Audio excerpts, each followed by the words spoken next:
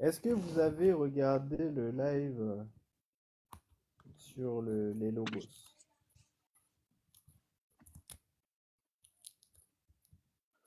Logos. Le panel et ceux qui sont en bas. Les lives sur les logos.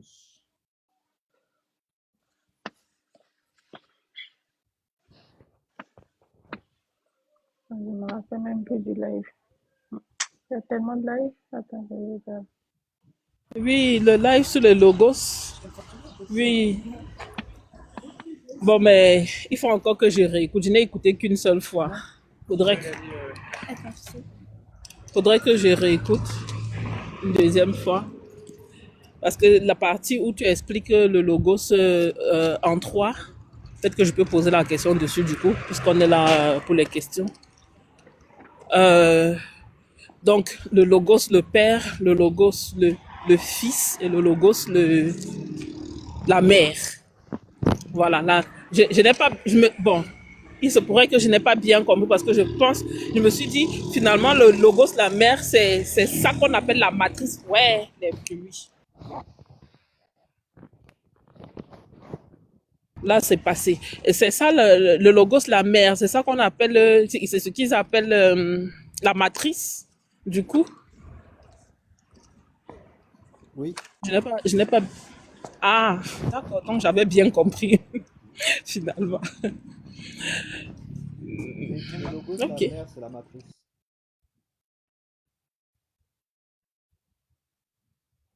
Et c'est cette matrice-là qui est productrice de tout ce qui se passe autour de nous, en fait. Ou bien dans laquelle nous sommes tous, en fait. C'est la matière primordiale. Oui, Celle que les autres appellent Akasha. oui, Akasha, oui, les terres. Et que les Égyptiens Ah, appellent Noun.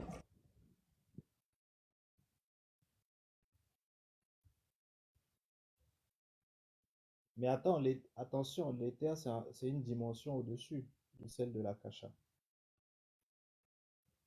Vous avez l'Akasha de base et ensuite, vous avez la dimension qui, euh, qui sort un petit peu en fait de l'Akasha. C'est là où vous retrouvez la notion de l'éther.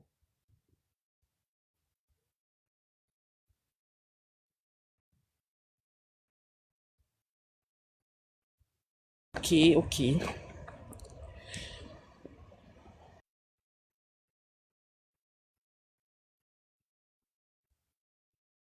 Est-ce que c'est un peu compris?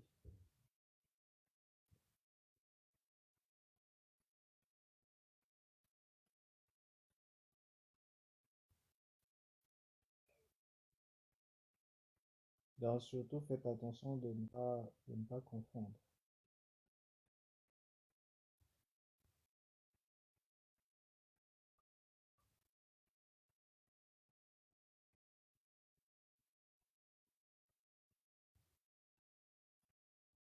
Ah, je vois le live, ok. Le lien entre le logos et la Est-ce qu'on création. m'entend? Ok. Oui, oui, on Oui, t'entend. oui, oui, on t'entend. Le fils, logos, et la Trinité. Ok.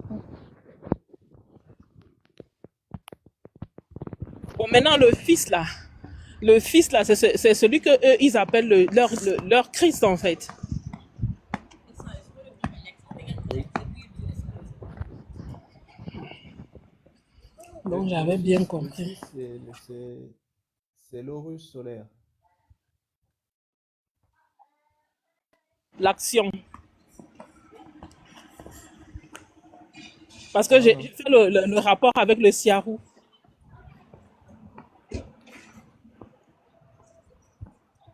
Non, Sahu, pas Siahu, Sahou, Sahu. Sahou, oui, Sahou, oui. Sahu, ça s'écrit en fait S-A. Attendez, je pense que j'ai un petit souci avec ma connexion. Là, on m'entend mieux? Bon. Oui, C'est Oui, on oui, on t'entend bien t'entend. tout à l'heure. Sahu. Voilà. C'est Sahu. Bon, on dit Sahu Parce qu'en fait, c'est roulé en fait par rapport en fait au copte. Mais si vous voulez, ça s'écrit S-A-H-U. Donc, si vous voulez, ça s'écrit Sahu. Mais on roule en fait le R pour faire Sahu. Tapotez le live s'il vous plaît, ceux qui sont en bas. On n'est Il même faut pas qu'on encore à atteigne au moins les 5000. 5000. Et Sahu, dans S-A-H-U, voilà, c'est ça. Ça se lit Sahu. D'accord? Maintenant, c'est un mélange de deux mots. Le sa, en fait, vous rajoutez un i devant, donc ça fait sia. Et le hu, vous mettez en fait un u, donc ça fait hu. Donc, le sia, c'est pour Tot, Diuchi, Hermès. C'est le même, c'est le même personnage. Hein. Et le hu, c'est pour Horus. Donc, quand on parle de Sahu, on parle en fait d'un être qui devient à la fois Tot et Horus. C'est ça, Sahu. Vous ne pouvez pas atteindre le niveau Sahu si vous n'avez pas fait la réunion d'Horus et de Tot. Si vous ne réunissez pas, si vous n'êtes pas une réunion d'Horus et de Tot, vous ne pouvez pas être Sahu. Donc, ce n'est pas uniquement une question de l'Horus. C'est Horus et Hermès, c'est-à-dire Horus et Diuchi. C'est vraiment le mélange des deux. Parce que vous ne pouvez pas avoir l'action sans la pensée, parce que les deux sont liés. L'action et la pensée sont liées. C'est-à-dire, la parole et la pensée sont liées, si vous voulez. Vous comprenez? Sans penser, vous n'agissez pas. Parce que toute action émane d'abord d'une pensée. Donc, c'est forcément en fait les deux. Donc, quand on parle de l'Horus solaire, vous avez le côté Horus, mais dans la notion d'Horus solaire, il n'y a pas que le niveau Horus, c'est le mélange des deux. Là, il faut bien comprendre. Est-ce que c'est un peu plus clair ça, pour cet aspect-là? Oui, oui.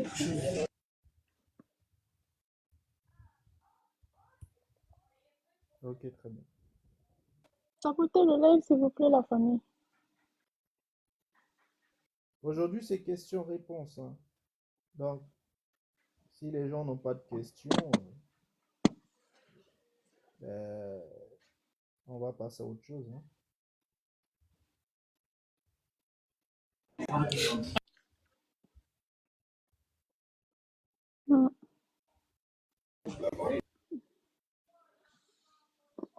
On va demander c'est quoi le son. Bonjour la famille. Bonjour tout le monde. Bonjour. Bonjour. Bonjour Stéphane, bonjour Pierre.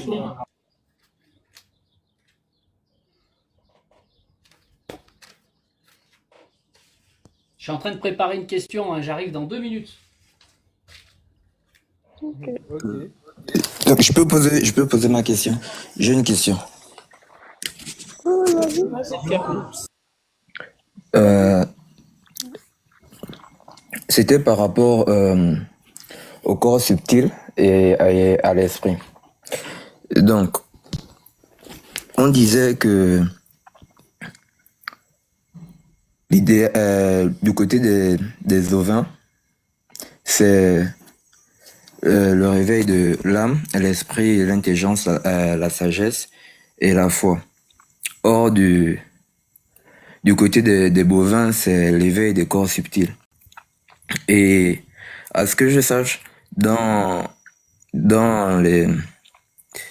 ceux qui sont dans les manifestations des corps subtils, il s'agit des vibrations. Donc, il y avait un live dans lequel j'avais posé une question que est-ce que du côté des ovins aussi, il s'agissait des vibrations. Donc, je veux dire, lorsqu'il s'agira de manifestations de l'esprit et de l'âme, est-ce qu'il s'agit aussi là des vibrations? Est-ce que pour pouvoir manifester par son esprit, il s'agit de pouvoir contrôler ces vibrations comme avec le côté des ovins lorsqu'il contrôle les corps subtils aussi?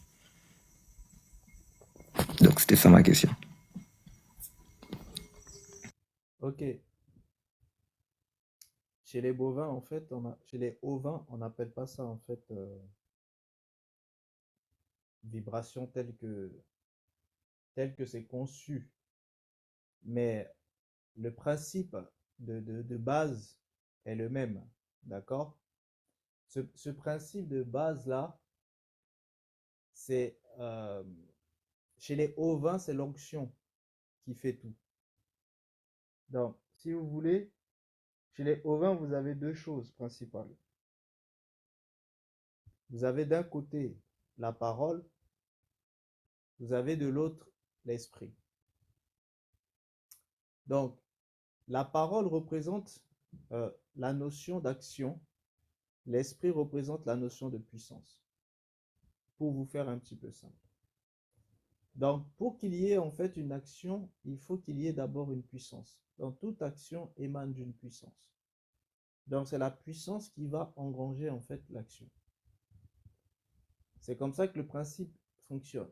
Par contre, chez les ovins, une puissance émane forcément d'un être. Ça, c'est vraiment la chose primordiale chez les ovins. La puissance est l'émanation d'un être. Et cet être-là, quand il utilise sa puissance pour émaner quelque chose, ce qu'il émane est un germe. Et c'est le germe qui est appelé en fait la parole. Donc, c'est comme ça en fait, dans le cercle en fait de la conception chez les ovins. Or, chez les bovins, c'est pas tout à fait pareil. Chez les bovins, tout commence d'abord par un vide. Et le vide est appelé en fait une information. Et lorsque cette information vibre, c'est-à-dire lorsqu'elle est en état de mouvement, cette information en fait va être chargée en énergie. Parce que chez les ovins, enfin chez les bovins plutôt, ce qu'ils appellent l'énergie, c'est ce que vous appelez l'action. Donc, pour les bovins, une action est une énergie, c'est-à-dire un mouvement, une vibration, si vous voulez. Donc, pour les bovins, une vibration est une énergie. Alors que chez les ovins, une vibration serait une manifestation, c'est-à-dire cet aspect de mouvement serait une manifestation d'un être. Ça veut dire quoi? Ça veut dire qu'avant que cet être soit dans le mouvement, il existait déjà. Ça veut dire quoi? Ça veut dire que il vibrait déjà avant de vibrer. Or, chez les ovins, chez les bovins plutôt, c'est le contraire. Chez les bovins, pour qu'il y ait, avant qu'il y ait mouvement, il y a vide. Et donc, il y a information. Dans là où, chez les bovins, c'est vide égale information qui est en mouvement égale action, donc énergie. Chez les ovins, vous avez un être et c'est cet être-là qui va justement en fait manifester sa puissance. Et sa puissance est l'action avant l'action. Vous comprenez? Donc, d'abord l'être, sa puissance, et ensuite l'action qui serait la parole. Vous comprenez? Or, ce que les bovins, eux, connaissent, ben, c'est uniquement en fait au niveau de la parole, parce que la parole, elle est auditive. C'est-à-dire, ce que vous connaissez chez les ovins, chez les bovins, pardon, comme étant en fait le home. Vous savez, le home, tel qu'il est dit en fait, que vous retrouvez dans l'hindouisme ou que vous retrouvez aussi dans les spiritualités en fait africaines, c'est-à-dire le sang primordial. Cette notion-là du sang primordial, que les hindouistes ils vont appeler en fait Om, soit OM, soit AUM. C'est-à-dire, eux, ils considèrent que c'est la vibration primitive, divine de l'univers. Or, vous savez que pour eux, en fait, l'univers, le créateur chez eux, c'est Brahma. Donc, pour eux, c'est comme si c'était une manifestation, une action de Brahma. Donc, vous comprenez que chez les bovins, la chose importante, c'est ben, la parole. Et c'est la parole qui est la vibration. C'est pour ça, par exemple, tu as posé la question par rapport à la vibration. Parce que la seule chose que connaissent les bovins, c'est la vibration. C'est pour ça que pour eux, tout est vibration, tout est fréquence. Et la vibration émane en fait sur une base de fréquence. Donc, chaque vibration est assimilée en fait à une fréquence. Donc, vous avez les deux, vibration, fréquence. Vibration, fréquence. Et ça vous forme en fait le départ en fait de l'énergie. C'est comme ça que les bovins considèrent les choses. Ça veut dire quoi? À titre de comparaison, pour que vous compreniez un petit peu, c'est que les bovins, eux, ils commencent à agir à partir de la parole. C'est-à-dire, la parole sous son aspect de pensée, la parole sous son aspect en fait d'action audible.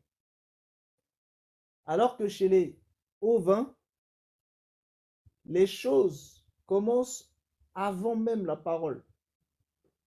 C'est-à-dire avant même la notion de parole pensée. Et avant cette notion de parole pensée, vous avez en fait justement la notion en fait d'esprit. Est-ce que vous comprenez?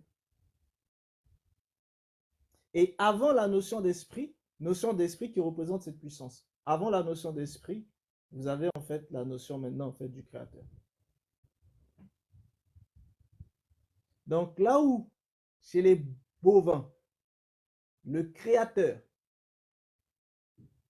serait en fait assimilé au niveau en fait des ovins, soit à la sphère de la pensée, soit à la sphère de ce que eux vont appeler en fait une entité avant la pensée. En gros, dans le système de bovin, il n'y a pas connaissance du créateur. Par contre, dans le système de bovin, il y a un être qui se fait passer en fait pour, c'est-à-dire qui prend, qui usurpe la place de l'esprit du créateur. Est-ce que vous comprenez? Parce que le système de bovin ne connaît pas l'esprit du créateur. Donc, comme ils ne connaissent pas l'esprit du créateur, il y a un autre esprit qui usurpe la place de l'esprit du créateur. Et du coup, ça fait que le créateur n'est pas non plus connu en fait dans le système bovin. Et pour le système bovin, le créateur est justement cet esprit-là qui usurpe la place de l'esprit du créateur. Est-ce que c'est un peu plus clair? Bon, je suis sûr que ça ne doit pas être très très clair, mais est-ce qu'au moins tu as compris un peu? Oui, j'ai compris surtout au niveau des différences. Par contre, là où j'ai un peu du mal à avaler, c'est au niveau de l'onction. Comment est-ce que l'esprit fait pour se manifester? Parce que je pense que en soi, on a tous un esprit. Maintenant, comment est-ce qu'on peut le manifester en nous-mêmes? Parce que si on ne le fait pas, ça veut dire que automatiquement, lorsqu'il s'agira des aspects au-delà du naturel, physique, palpable, ça voudra dire qu'on est forcément tombé du côté de la manifestation de la conscience. Maintenant, à quel moment on peut par exemple savoir que là, c'est une manifestation de notre propre esprit, par exemple? Comme tu disais tout à l'heure, que là, il s'agira maintenant de l'onction. Donc, ce que je voudrais savoir, c'est à quel moment on sait que là, il s'agit de l'onction et non pas d'une vibration de la conscience. Donc, une manifestation vibratoire de la conscience. C'est une bonne question. C'est une bonne question. Comment savoir là où se trouve en fait l'onction et là où ce n'est pas l'onction, mais c'est une manifestation vibratoire? Et vous ne pouvez pas le savoir. Tout le problème est là. Mais je vais vous expliquer pourquoi. Tout le problème en fait est là. Parce que pour comprendre déjà les choses en fait du créateur, il faut comprendre les choses de l'homme. La question que tu es en train de poser, c'est au niveau de l'homme, comment peut-il distinguer les choses de sa parole, de sa pensée, de son esprit, de son intelligence, de sa sagesse? Comment l'homme peut-il distinguer tout ça? Comment sait-il à quel moment c'est sa sagesse, à quel moment c'est son intelligence, à quel moment c'est sa pensée, à quel moment c'est son intelligence, à quel moment c'est sa parole, à quel moment c'est son âme? Comment et à quel moment c'est sa conscience? Comment l'homme peut-il savoir lequel de tout cela agisse? Du coup, si l'homme ne sait pas distinguer justement ces différentes parties de lui, comment pourra-t-il distinguer les parties du Créateur? Et tout le problème est là, hein. Vraiment tout le problème est là. C'est comme si, vous savez, l'homme a été créé selon l'image et la ressemblance du Créateur. Ça veut dire quoi? Ça veut dire que connaître l'homme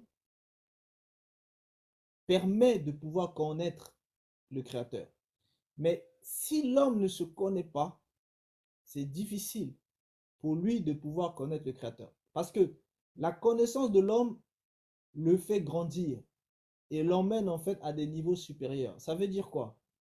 Imaginez-vous, je vais vous parler un petit peu avec les corps subtils pour que vous compreniez un petit peu. Et ensuite, je reviendrai dans les corps en fait ovins. Je vais vous parler un petit peu des corps subtils, c'est-à-dire les corps des bovins. Si vous voulez, dans les corps des bovins, vous avez votre corps physique, d'accord? Ensuite, vous avez votre corps vital. Ensuite, vous avez votre corps astral. Or, si vous ne connaissez pas votre corps physique, vous ne pouvez pas connaître votre corps éthérique, c'est-à-dire votre corps vital. Et lorsque vous connaissez votre... C'est-à-dire quand vous êtes au niveau... Parce que connaître, ça veut dire quoi? Ça veut dire que vous êtes entré dedans.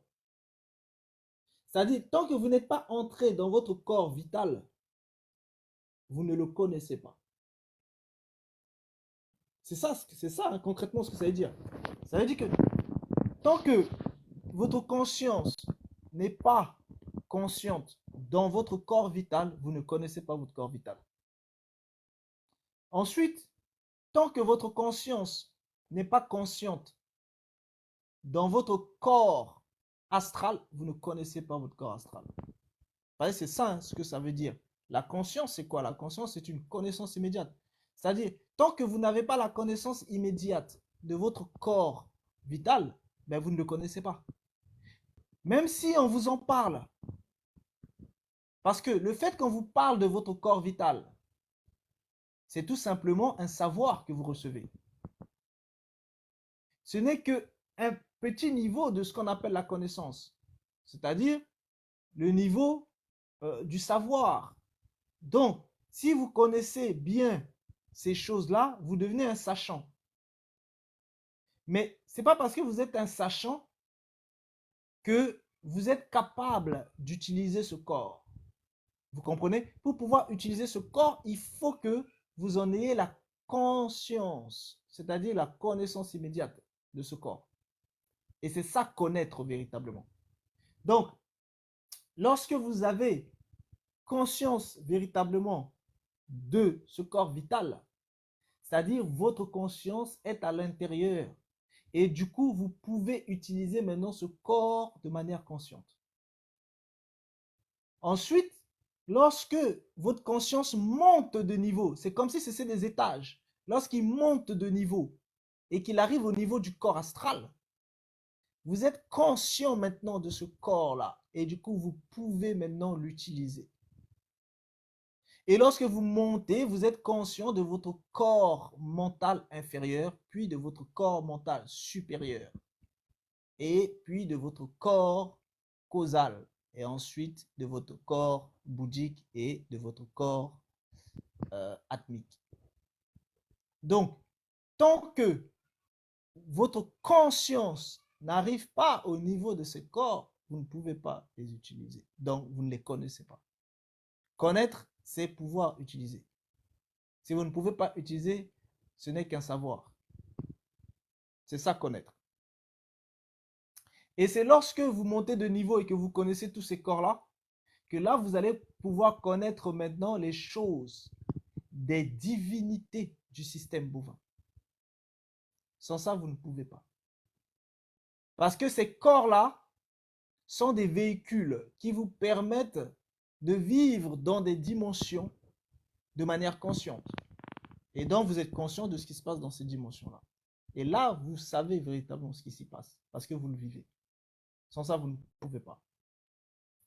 Donc, j'ai expliqué un peu avec le système bovin pour que vous compreniez vraiment de quoi il est question. C'est pareil chez les ovins. Si, tant que vous êtes seulement au niveau de votre corps physique, si vous ne montez pas de niveau pour être au niveau de votre parole, c'est-à-dire si vous n'êtes pas conscient dans votre parole, ben vous ne connaissez pas votre parole. Parce que vous n'en avez pas la connaissance immédiate. Vous avez le savoir, mais vous n'en avez pas véritablement la conscience, la connaissance. Donc, vous ne pouvez pas vivre avec. C'est-à-dire que tous les savoirs de ce milieu-là, vous ne le savez. Vous ne pouvez pas les manifester. La façon dont vous interagissez avec ce monde-là, vous ne pouvez pas. C'est-à-dire, tant que vous n'êtes pas conscient du monde de la parole, ben, vous ne pouvez pas savoir un certain nombre de choses par rapport à la parole. Par exemple, je vous donne un exemple. Lorsqu'une personne vous parle, sa parole, c'est un être. Cet être interagit avec vous. Mais si vous n'êtes pas au niveau de la parole, vous ne pouvez pas le savoir. C'est de ça dont il est question. Ça veut dire quoi? Ça veut dire que quelqu'un peut très bien vous donner un ordre par la parole. Mais si vous n'êtes pas au niveau de la parole, vous ne pouvez pas combattre cet ordre-là. Du coup, vous lui serez soumis. C'est ça concrètement ce que ça veut dire. C'est-à-dire que la personne vous donne un ordre et vous exécutez. Et déjà, rien qu'à ce niveau-là, il y a beaucoup d'entités de conscience qui manipulent en fait les êtres humains. Parce qu'ils leur sifflotent des mots et eux, ben, comme ils ne sont pas capables d'être au niveau forcément de la parole, ils ne conçoivent pas. Et du coup, ils ne savent même pas qu'on leur sifflote quelque chose. Et ils pensent même que c'est eux qui ont l'idée de faire quelque chose ou c'est eux qui ont envie de faire quelque chose. C'est pour ça que je dis souvent aux gens, faites attention. Par exemple, quand deux hommes et une femme se mettent en fait dans un lieu, il y a des entités qui sont là et qui vont parler justement à l'un et à l'autre. Mais comme eux ne sont pas conscients de ce qui se passe, les paroles de ces entités-là vont justement en fait transmettre des vibrations en eux et ils vont croire que c'est eux-mêmes qui sont attirés l'un par l'autre, alors que non. ils sont en train d'être manipulés par un niveau, au niveau de la parole, parce que c'est ces paroles qui sont en train de les manipuler. Mais si eux ne sont pas au niveau de parole, ils ne savent pas. Donc ça, c'est un exemple palpable. Et ensuite, vous avez le niveau de la pensée, qui est au-delà de la parole. Donc, au niveau de la pensée, mais vous vivez les choses de la pensée. C'est-à-dire, vous ressentez les pensées. Vous les ressentez comme dans vos sens physiques. Si jamais, vous voyez, lorsque vous avez le vent qui vient sur votre peau, vous ressentez ça dans votre chair, d'accord? Mais dites-vous que à ces niveaux-là, vous ressentez la pensée aussi pareil. Et la pensée, en fait, agit en vous. Et là, maintenant, c'est un niveau où la plupart des manipulations qui se passent dans le monde se font à ce niveau-là. C'est-à-dire par la pensée. Je vous donne un exemple. Vous prenez le cas d'une femme. Elle est assise dans un coin. Vous avez un homme qui, lui, en fait, est aussi assis dans un autre coin. L'homme va parler en pensée, c'est-à-dire il va ordonner quelque chose à la femme. Je vous donne un exemple. Il peut très bien dire à la femme, mais tu as envie d'aller aux toilettes. Mais rien que par la pensée. Là, il ne parle pas, d'accord? Il pense. Et cette femme, comme elle n'est pas à ce niveau-là, elle vit pas consciente dans cette dimension-là de la pensée. Donc, du coup, elle se fait manipuler. Donc, elle va penser que c'est elle. Donc, du coup, la pensée de ce monsieur va provoquer en elle une envie d'aller, en fait, aux toilettes. Et du coup, elle va aller aux toilettes. Lui, il va la suivre. Et arrivé là-bas, il va mettre en elle, en fait, d'autres pensées. Et il peut facilement, après, avoir un rapport intime avec elle dans les toilettes. Vous voyez, ça, c'est un exemple palpable pour vous parler un petit peu de la pensée. La pensée, ça peut être aussi des enfants qui manipulent constamment leurs parents, les bébés, qui, eux, sont là, ils regardent le parent, mais ils sont en train de parler aux parents en pensée. Et ils ordonnent aux parents ce qu'ils veulent que le parent fasse. Et le parent le fait. Les bébés sont très forts là-dessus et ils le font souvent d'ailleurs. Ils aiment en fait jouer comme ça avec leurs parents par cet aspect-là de pensée. Parce que je vous ai toujours dit que les bébés sont beaucoup plus, ils vivent plus les choses spirituelles que les adultes. Donc, eux, ils sont souvent à ce niveau-là de pensée. Et c'est à ce niveau-là de pensée qu'ils interagissent avec les parents. Donc, vous comprenez bien que si le parent, lui, n'est pas à ce niveau-là, en fait, l'enfant fait faire aux parents tout ce que l'enfant veut. Donc, ça, c'est un exemple aussi palpable au niveau de la pensée. Maintenant, à ce niveau de la pensée-là, vous avez aussi les consciences qui fonctionnent beaucoup, en fait, à ce niveau-là. Et quand vous êtes à ce niveau-là de la pensée, quand vous êtes dans la rue, vous parlez en pensée, en fait, avec les consciences qui sont là sur les gens. Parce que les consciences sont sur les gens. Les gens ne sont pas libres. Les consciences sont sur ces personnes-là. Donc, quand vous êtes au niveau de la pensée, vous parlez, en fait, à ces consciences-là. Et vous pouvez aussi communiquer avec eux. Si jamais il y a des choses qu'ils sont en train de faire que vous n'êtes pas d'accord, vous leur dites d'arrêter. Ou alors, quand il y a des combats spirituels, vous combattez avec eux dans ces sphères-là de pensée. Donc, vous ne vous parlez pas, mais vous êtes en train de vous combattre en fait en pensée. Vous êtes en train d'interagir en fait en pensée.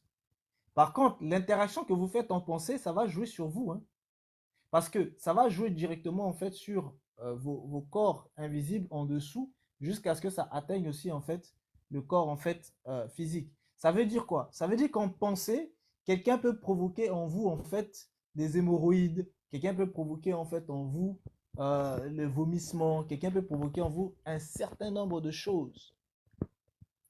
Et les gens peuvent même aller en fait en pensée jusqu'à provoquer en vous en fait des saignements, etc., etc. Et vous pouvez même en fait y rester si jamais vous êtes trop faible dans le combat en fait spirituel au niveau de la pensée, parce que ça devient maintenant à un niveau qui est beaucoup plus fort, beaucoup plus puissant. Et en fait, après, vous avez les autres au-dessus. Rien que cet aspect de la pensée là. Est-ce que tu comprends un petit peu?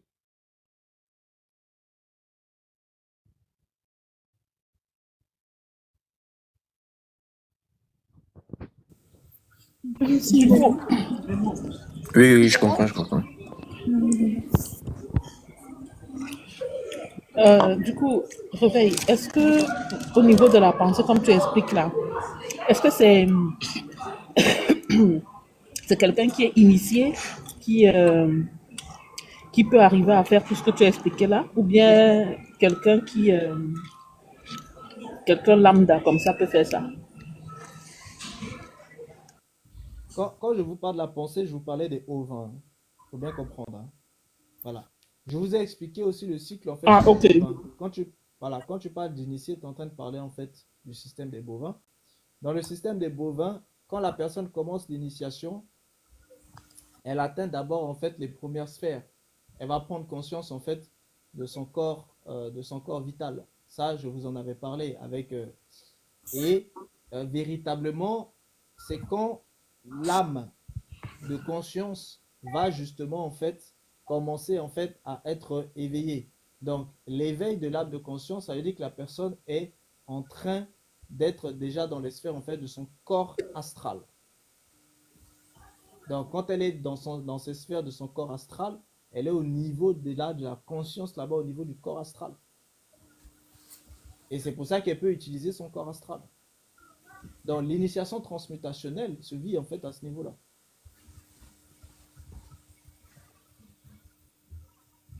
Tu comprends?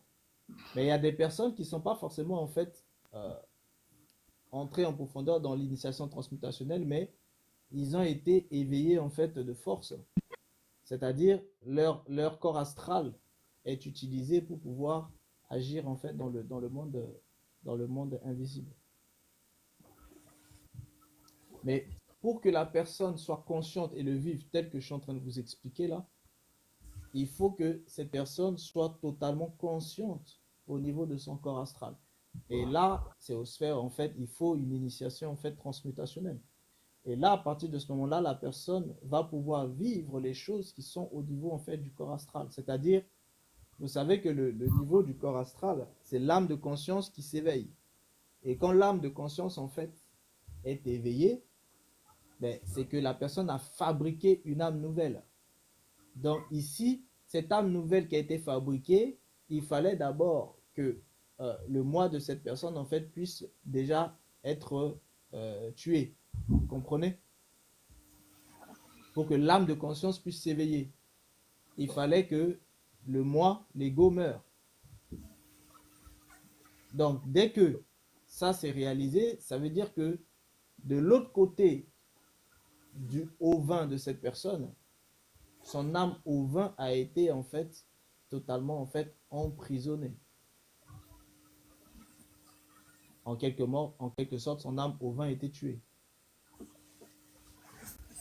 Donc, dès lors, l'âme bovin, qui est là maintenant, cette âme bovin, bah, elle vit justement les choses, elle est consciente justement de ce porteur de conscience-là, qui est le corps astral. Et là maintenant, elle vit les choses en fait du niveau en fait du corps astral, c'est-à-dire toutes ces sphères d'imagination, etc.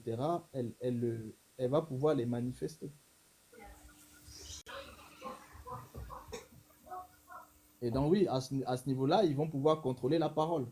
C'est-à-dire, un initié, quand il vous parle, si vous-même vous n'êtes pas fort, il va vous dominer par sa parole. Il va vous esclavagiser par sa parole. C'est pour ça que dès que vous écoutez un initié, si vous-même vous n'êtes pas fort, ben, il vous a emprisonné. Et vous allez penser que c'est vous-même.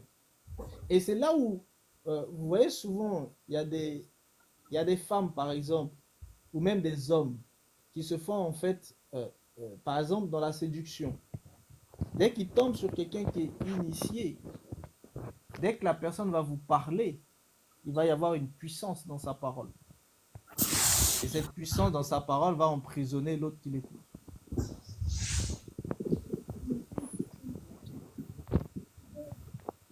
Donc c'est à ce niveau-là que vous pouvez voir ça.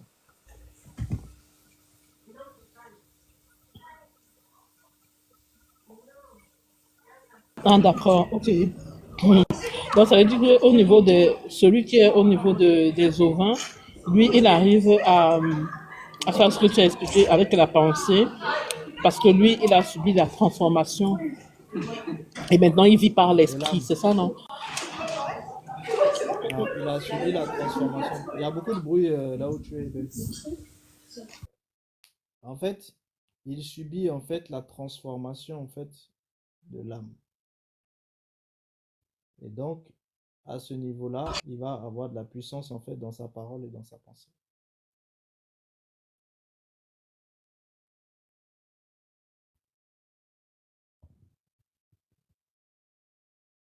Oui, effectivement, c'est au niveau de la transformation de l'âme. Donc, la personne vit par l'esprit, c'est pourquoi elle arrive à connaître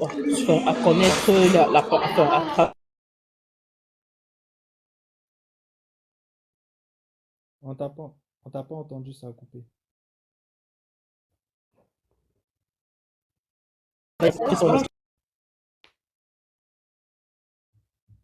vit par l'esprit désormais, elle a subi la transformation de l'âme. Donc, si elle vit par l'esprit, c'est pourquoi elle arrive à contrôler, à travers avec la pensée, comme tu as expliqué tout à l'heure, c'est ça? En fait, justement, je suis en train de te dire que quand on parle de vivre par l'esprit, là, est-ce que les gens comprennent véritablement ce que ça veut dire? Parce que quand tu dis vivre par l'esprit, tu parles de quoi exactement?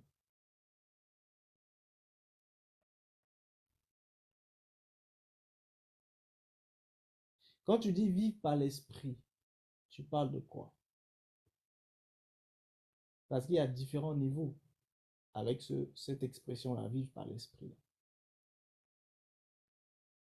Moi, quand j'entends pas, c'est-à-dire la personne qui a subi la transformation de l'âme, donc a déjà été régénérée, et donc l'âme et l'esprit, désormais, ce n'est plus son esprit à lui qui est l'âme, mais c'est l'esprit Tu peux pas te, de, tu peux pas te mettre dans le pardon. bain à mon patience. Parce que, Oui, je vais essayer, je vais essayer.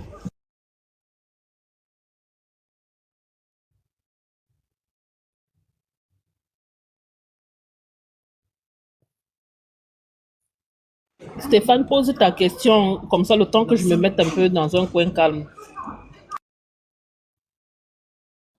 Ben, après, j'espère que ça va pas être trop long, hein. On va se couper de ta question. Bon, c'est pas grave, on va commencer. De toute façon, c'est un petit peu dans l'esprit de ce que l'on parle, donc c'est bien. Alors du coup, ma question... Bon, avant de poser la question, je vais reprendre un petit peu mes notes sur ce que l'on avait dit pour devenir saint. Donc il y a les étapes, la libération de la fausse personnalité, la purification de la conscience par la repentance. Ensuite, il y a la régénération de l'âme. Donc là, il y a les évangiles. Bien sûr, je fais des raccourcis là, hein. Ensuite, il y a le renouvellement de l'esprit. Là, on acquiert un esprit saint. Et ensuite, le Saint-Esprit vient sur l'être Christ. Bon, jusque-là, est-ce qu'il y a des erreurs ou pas? Déjà, qu'on parte sur les bonnes bases. oui, Est-ce qu'on est bon? non, Il manque quelque on chose. n'est pas bon. Ouais, en fait, il y a c'est mélangé. Déjà, le premier aspect, la libération en fait de la fausse personnalité, ça c'est dans le système de bovin. C'est dans le système des bovins où euh, l'initiation transmutationnelle libère l'être de la fausse personnalité. Ça, c'est chez les bovins. Chez les ovins, ça ne se passe pas ainsi. Chez les ovins, tout commence d'abord par la repentance. La repentance, c'est quoi? La repentance, c'est la purification de l'âme. enfin la purification de la conscience. C'est ça la repentance. C'est la purification de la conscience. Ça veut dire que tout commence d'abord par une conscience qui est purifiée. C'est le départ. Ensuite, lorsque cette conscience est purifiée, ça veut dire que la conscience a fait un travail de repentance. Lorsque ce travail est finalisé, la conscience est purifiée. Donc la conscience est désormais pure. Avant, elle était impure. Maintenant que cette conscience est pure, il y a maintenant en fait une étape supplémentaire que cette personne va franchir. C'est là où cette personne va devoir recevoir la vérité afin que la vérité puisse régénérer cette personne. Maintenant, la régénération se fait en 2 étapes. Première étape de la régénération, c'est d'abord la mort de l'ancienne âme. C'est ça la première étape de la régénération. Ça veut dire que l'ancienne âme qui était présente va accepter de se sacrifier. Donc, elle va accepter de mourir. Maintenant, qu'est-ce qui sert pour tuer cette âme? C'est la vérité. La vérité est l'épée qui va venir transpercer cette âme et qui va la tuer. Et ce qui manifeste justement cela dans le physique, c'est l'eau. C'est pour ça qu'il y a l'immersion d'eau. C'est pour ça que ça, c'est le baptême de la régénération.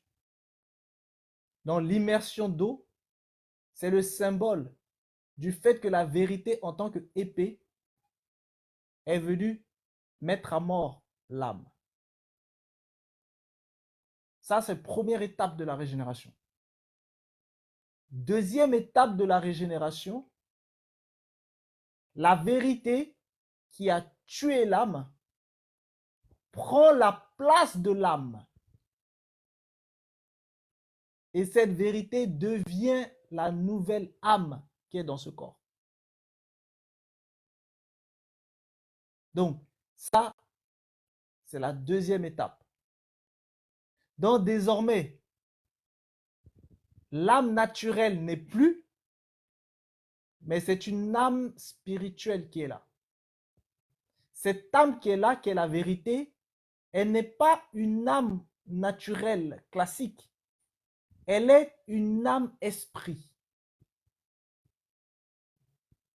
C'est pour ça que désormais, cette personne a une âme qui est sainte, une âme qui est esprit.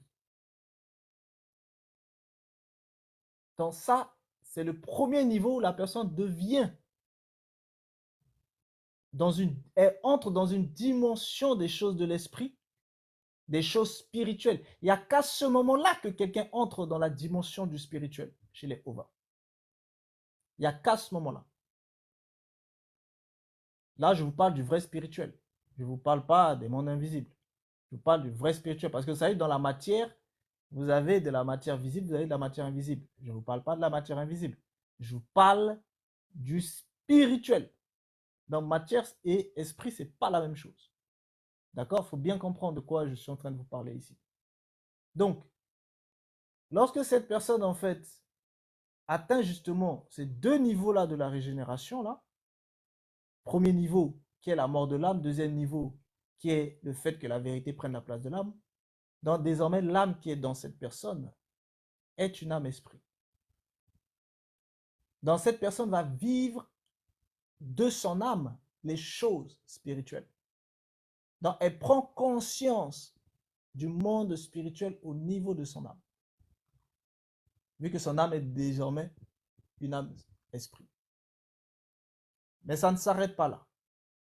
Elle doit encore continuer son processus dans maintenant l'obéissance à la vérité. Parce que la vérité l'a régénérée. Mais maintenant qu'elle est régénérée, elle doit maintenant obéir à cette vérité-là.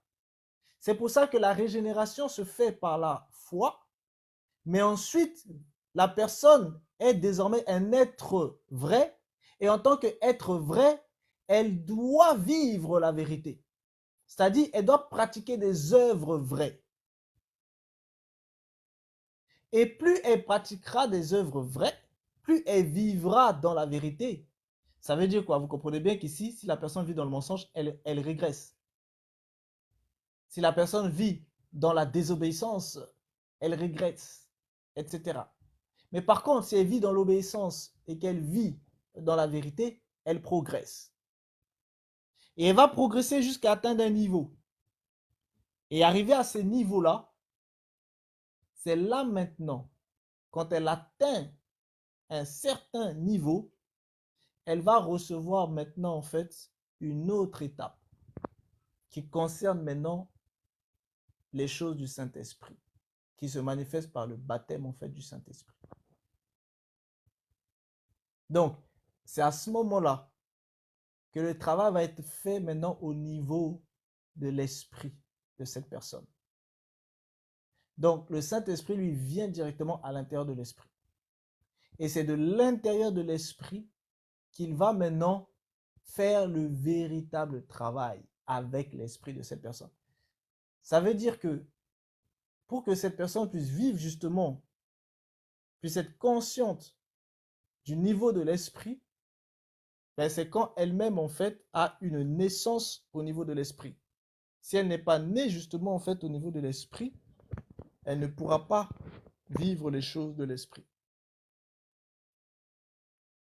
Vous avez vu qu'avant, elle vivait les choses de l'âme et elle était entre le monde naturel et le monde spirituel. Quand elle arrive maintenant en fait au niveau de l'esprit, là maintenant elle vit véritablement les choses du monde spirituel. Mais pour ça, il faut que son esprit aussi puisse être renouvelé. Parce que l'état de son esprit d'avant ne pouvait pas vivre ces niveaux-là en fait des choses de l'esprit. Mais si son esprit est renouvelé, là maintenant en fait, elle peut vivre parce que l'intelligence va être renouvelée. Donc comme l'intelligence est renouvelée, elle ne connaît plus comme elle connaissait avant. Elle ne comprend plus comme elle comprenait avant. Donc toute chose devient nouvelle dans sa compréhension, dans son entendement. Elle comprend des choses que les autres ne peuvent pas comprendre. Elle va dire des choses que les autres de toute façon ne comprendront pas. C'est-à-dire, c'est un être qui est esprit, qui est là, qui va parler à des gens qui, eux, sont naturels. Parce que cet être, il est désormais esprit de vie. C'est-à-dire, en termes de vie, sa vie est la vérité, donc c'est une âme-esprit. En termes d'esprit, son esprit est saint parce que son esprit marche dans les choses de l'esprit. Et son esprit vit les choses de l'esprit du Créateur. Donc, du coup, cette personne est totalement désormais en fait un esprit. Et en tant qu'esprit, en termes d'onction, vous allez comprendre que tout est différent. Ça veut dire que la personne peut se retrouver, c'est-à-dire si la personne est dans un endroit, vous allez voir que son onction va toucher par exemple toute la ville dans laquelle elle est. Son onction sera même ressentie dans tout le pays. Tous ceux qui sont spirituels, tous ceux qui vivent même les choses du spirituel dans le monde de bovin, c'est-à-dire ceux qui sont à un certain niveau, vont le sentir. Ils vont voir que quelqu'un est là. Et cette personne, si elle se déplace pour aller quelque part, les spirituels de ce lieu vont savoir automatiquement que quelqu'un est arrivé. Pourquoi? Parce qu'ils vont ressentir son onction. Donc ça, c'est au niveau où la personne a désormais, voilà, ce baptême-là du Saint-Esprit. C'est ça, le niveau du baptême du Saint-Esprit. C'est ça. Et c'est pour ça que des gens qui sont à ce niveau-là, peuvent commander en fait aux démons. Parce que, attention, beaucoup de gens confondent. Les démons ne sont pas les simples génies. Hein? Ce que les gens appellent les djinns et tout ça là. Ce que les gens appellent les djinns souvent, le premier niveau, il parle en fait des génies. Les génies sont des êtres naturels invisibles. Quand on vous parle de démons, on vous parle d'êtres esprits. On vous parle des égrégores spirituels. C'est de ça dont il est question. On vous parle des égrégores spirituels. C'est-à-dire, les égrégores spirituels, vous avez le soleil, vous avez la lune. En gros, vous avez les êtres qui sont dans la 6e dimension. Et vous retrouvez aussi des puissants êtres qui sont en fait sous terre. Vous avez aussi des puissants êtres qui sont dans les eaux. Ce sont des esprits. Mais des esprits des eaux. Vous avez aussi des esprits de la terre.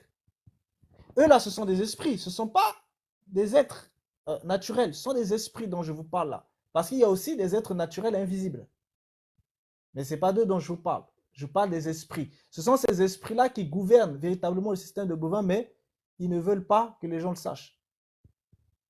Bon, quand un ovin atteint le niveau où il est maintenant lui aussi dans cette dimension d'esprit-là, et qu'il a le Saint-Esprit, il peut commander à ces esprits-là.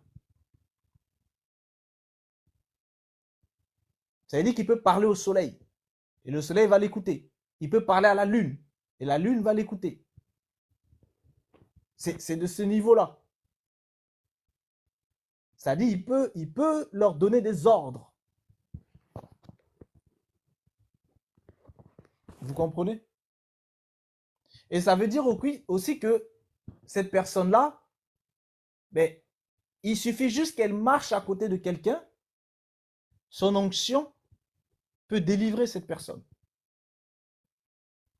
C'est pour ça que je vous dis, cette personne en fait a une onction qui l'entoure. Et certains ont une onction qui sont fraîches, d'autres ont une onction qui sont de chaleur. Donc, lorsque vous vous retrouvez, ben, quand l'onction justement de fraîcheur est tout autour de la personne, d'autres personnes qui vont voir la personne en face, ben, eux ils vont ressentir du froid. Mais cette personne, elle est normale. Mais eux vont ressentir du froid et ils vont même lui demander, mais t'as pas froid? Non, la personne, elle n'a pas froid. Mais eux, ils ressentent le froid de cette personne. C'est-à-dire, ils ressentent, c'est parce que ça, c'est l'onction de la personne qui est dans cette dimension de brise. D'autres ont une onction qui est dans la dimension en fait de feu. Donc, dès lors, eh bien, ceux qui viennent à côté sont brûlés. Donc, vous allez voir que les gens vont s'éloigner. Une telle personne, si elle vient s'asseoir dans un wagon, par exemple, de train, vous allez voir que les gens vont naturellement se lever et partir parce qu'ils ne supportent pas d'être à côté de cette personne. Et ceux qui vont rester s'asseoir, vous allez voir qu'ils vont être gênés, ils vont tousser, ils vont éternuer, ils vont... Voilà, pourquoi? Parce que c'est en train de... L'onction est en train de frapper des entités spirituelles, invisibles et spirituelles en fait en eux. Parce que l'onction ne supporte pas l'impureté en fait. Et encore moins les esprits impurs. Bon, je m'arrête juste là à ce niveau-là.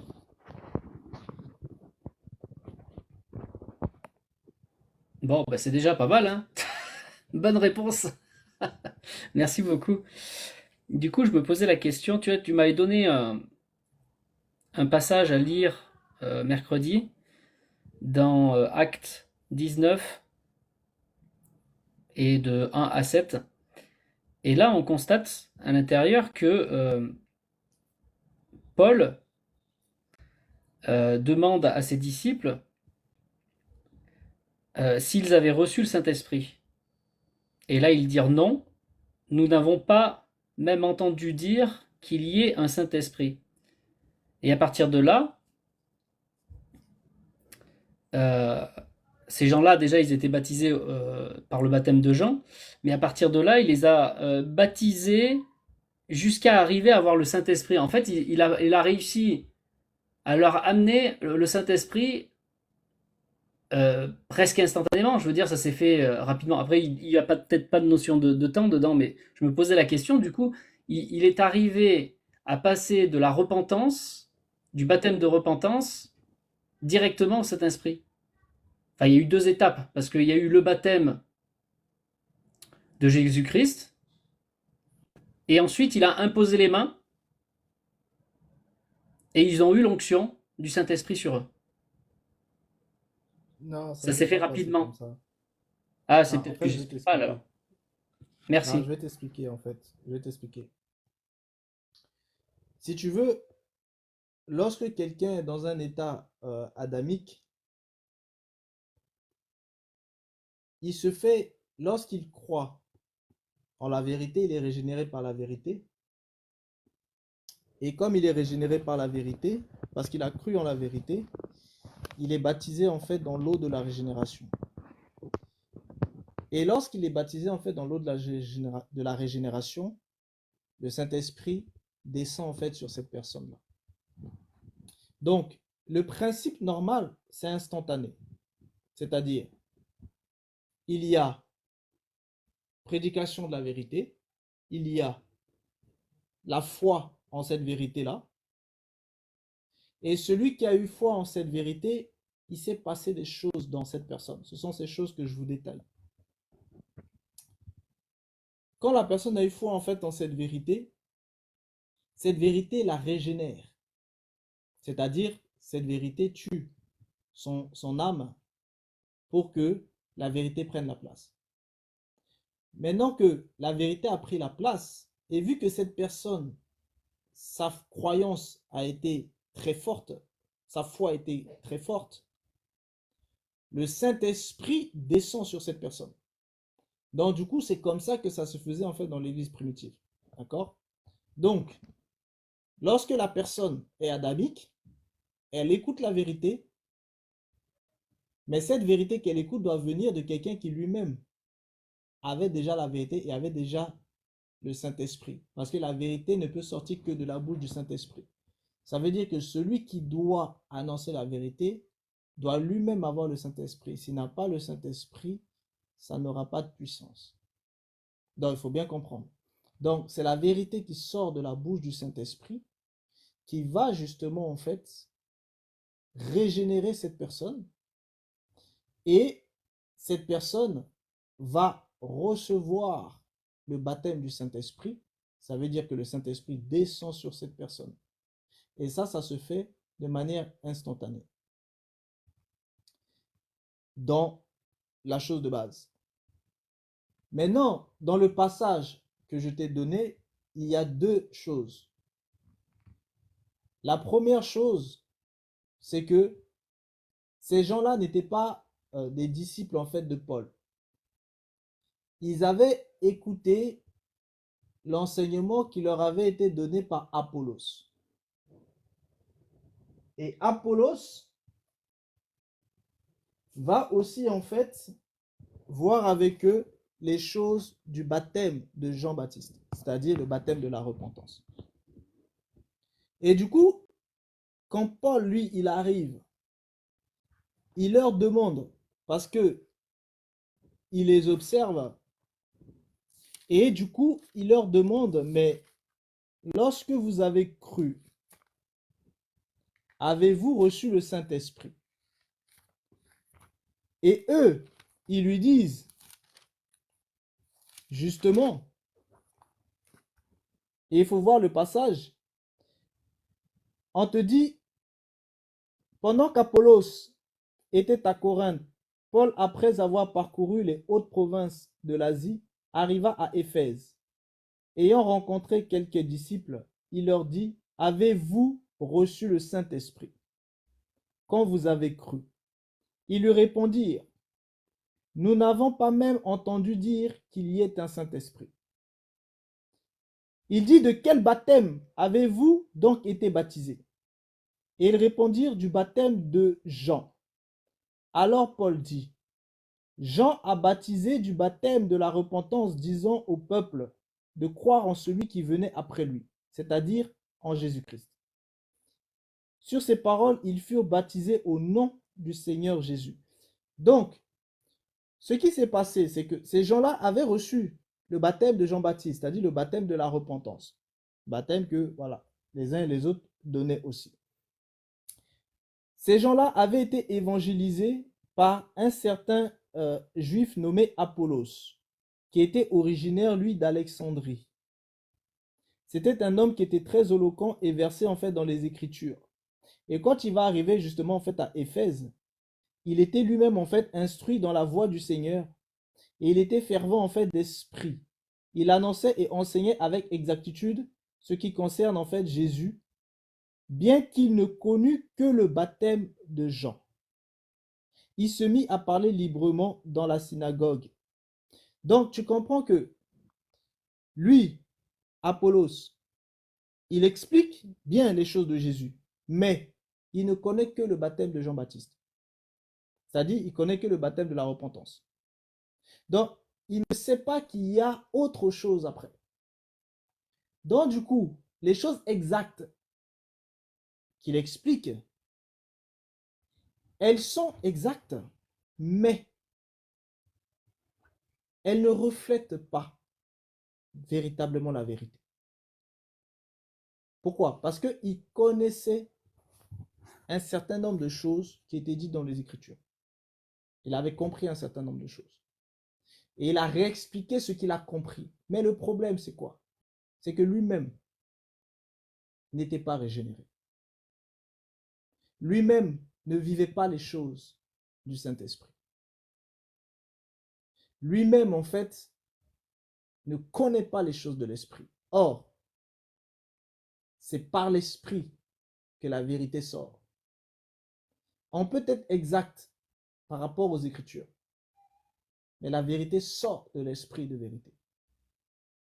Et du coup, ça fait que ceux qui écoutent ce que lui, Apollos, peut leur dire, même si la chose est correcte selon les Écritures, ça ne peut pas produire véritablement ce qui est escompté pour la régénération.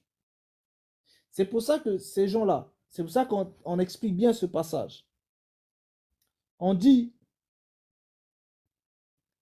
il se mit à parler librement dans la synagogue. Aquilas et Priscille, l'ayant entendu, le prirent avec eux. Et ils lui exposèrent plus exactement la voie de Dieu. Donc, Aquilas et Priscille vont lui expliquer véritablement la voie dans l'exactitude, afin qu'il puisse comprendre. Comme il voulait passer en fait en Achaïe, les frères l'y encouragèrent et écrivirent aux disciples de le bien recevoir. Quand il fut arrivé, il se rendit, par la grâce de Dieu, très utile à ceux qui l'avaient cru. À ceux qui avaient cru. Car il réfutait vivement les Juifs en public, démontrant par les Écritures que Jésus est le Christ. Et c'est ensuite qu'on va expliquer maintenant. Pendant que lui, Apollos, il était là-bas en fait à Corinthe, parce que lui, Apollos, comme je te l'ai expliqué juste avant, pendant que lui, il était parti en fait à Corinthe, Paul, après avoir parcouru en fait les hautes provinces en fait de l'Asie, arriva maintenant à Éphèse. Donc quand Paul arrive en fait à Éphèse, là où Apollos en fait était avant, Paul va voir maintenant en fait que les disciples, parce que c'était des disciples, vu qu'on leur parlait de, vu qu'eux-mêmes ils entendaient parler de Jésus, ils parlaient de Jésus, etc. Mais le problème, c'est que c'était des disciples qui justement n'avaient pas pu entendre toutes les choses dans l'exactitude. Comme ils n'avaient pas pu entendre toutes les choses dans l'exactitude, mais ils étaient limités. Et c'est pour ça que Paul va leur demander, mais de quel type de baptême avez-vous été baptisé? Et tu connais la suite.